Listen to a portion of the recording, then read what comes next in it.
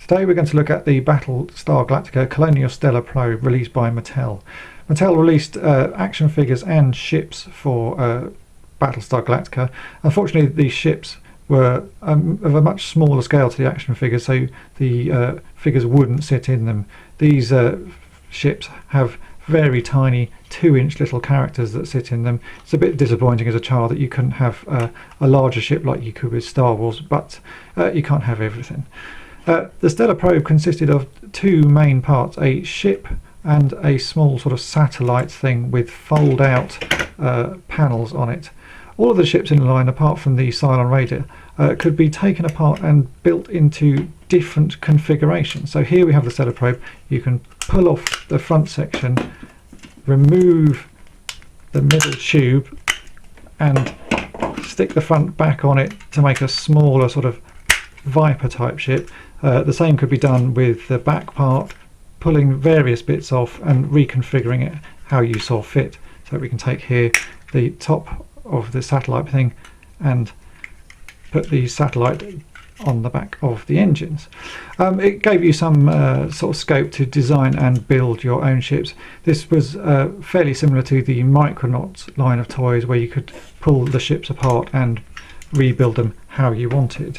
As you can see, I'll put this one back together into the configuration you see on the box there.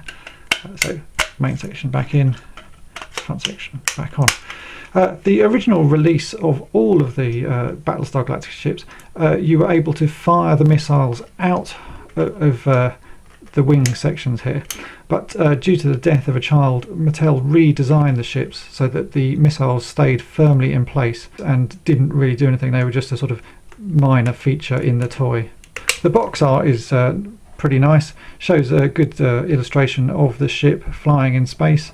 On the back shows you all the vehicles available in the line, missing the Colonial Land Ram, which was released but only in Canada, and is by far the hardest of the toys to get. As you'll see on the back, you can see the Cylon Raider.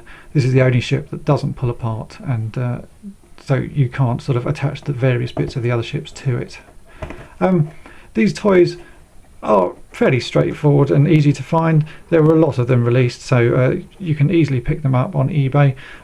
They suffer from the same fate as a lot of toys, and that they go yellow in the sunshine. You can see here this one has slightly faded and gone yellow. In the US as well, this toy was released in a dark grey plastic, so there are two variants you can get for it. This is the white version and the grey version. They're equally as common, so you know, you'll be just as lucky to find the white one as you will a grey one. Overall, nice toy. Just as I say, very disappointing that you can't put the 3 3/4 inch figures in the ships. It would have been really nice if they generated some bigger ships for those, but I guess it's all down to cost. Nice ships, well worth collecting. Thanks for watching.